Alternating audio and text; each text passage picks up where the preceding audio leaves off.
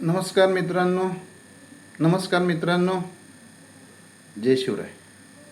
आज मुद्दाम तुम्हाला दोनदा मित्रांनो म्हणलो का, तर तुम्ही माझे मित्र आहात आणि मीही तुमच्या मित्रासारखाच आहे. मला गुरु वगैरे असलं काही म्हणू नका, नमस्कार करू नका.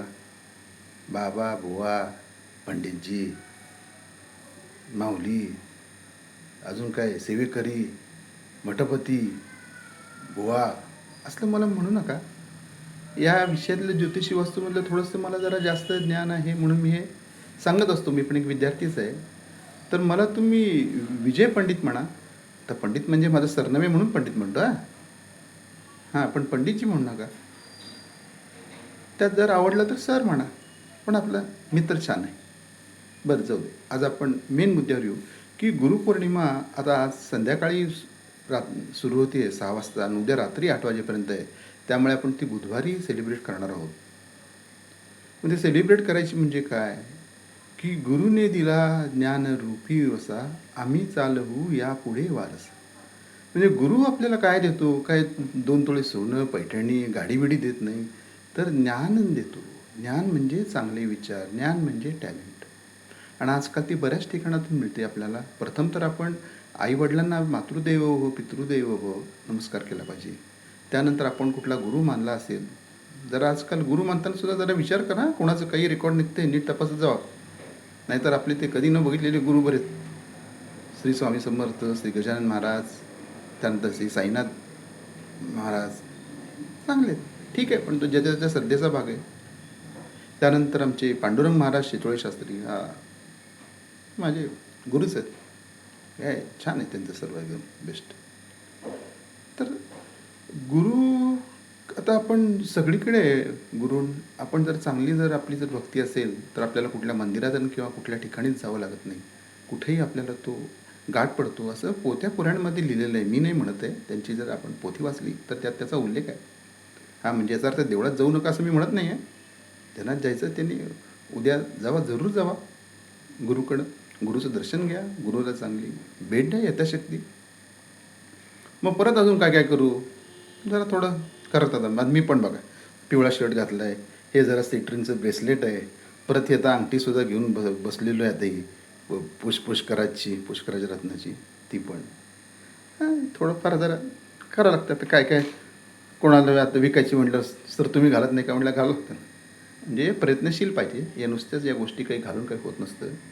आणि विचार म्हणजे कसं, की त्या विचारांची आपण आयुष्यात दिनचर्येत फॉलो केलं पाहिजे ना. आता काही काही वारी करून येतात बघा, चांगलं असतं, करावी. पण आता त्यांच्या बायका म्हणतात काही नाही, रिटर्न पालखी असतो जरा थोडं हे आपलं नेहमीसारखं जरा सुंदर वागतात नेहमीपेक्षा.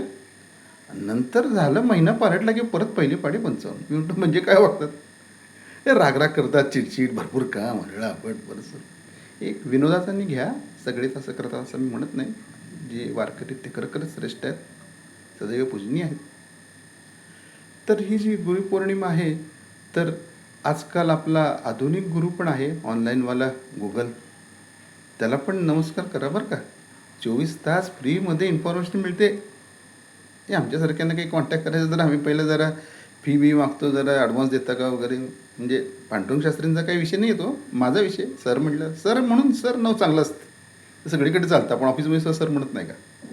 हां, थोडा मी असा एवढं का धार्मिक नाही आहे बरं का. अगदी टू बी फ्रँक म्हटलं तर मी इंडस्ट्रीमध्ये काम केले ना 20-21 वर्ष. बरं, तो विषय असू दे, तो मोठा विषय नाही आहे. तर गुरुपौर्णिमेनिमित्त जर तुम्हाला काही करावं वाटत असेल तर ते तुम्ही दानधर्म या स्वरूपात करा. मग काय दान करावं, मग तर सगळं लगे पिवळंच, सगळं नुसती केळीच वाटते. हळद म्हणली की हळद म्हणते, हरभऱ्याची डाळ म्हणली की हळद नाही, तसं नाही.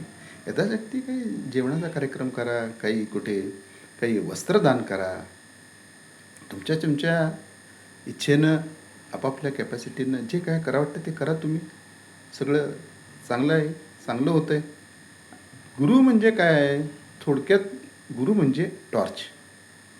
जसं आपल्याला अंधारातून मार्ग काढायसाठी जेव्हा टॉर्च आपल्याजवळ असली की आपण मार्ग काढू शकतो, तसं ह्या जीवनरूपी समस्या, प्रॉब्लेम आणि अंधारातून मार्ग काढण्यासाठी आपल्याला कोणी ना कोणीतरी टॉर्च रूपी गुरु आपल्या मागे, आपल्या हातात, आपल्या ह्याच्यात असावा लागतो, तेव्हा आपण आपल्या व्यावहारिक समस्यातून, जगातून आपल्या मार्ग चांगला काढू शकतो.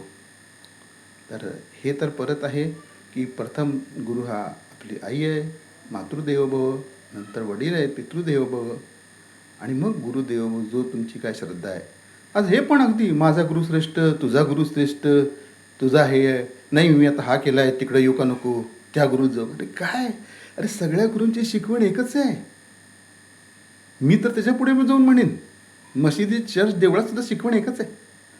हे सगळं काही चुकीच्या गोष्टी आपण काही केलेल्या, ठीक आहे, आता तो विषय नाही आपला. पण जीवनामध्ये गुरु असणं हे नक्की गरजेचं आहे. फक्त आजकाल जरा नको नको ते ऐकायला येतं.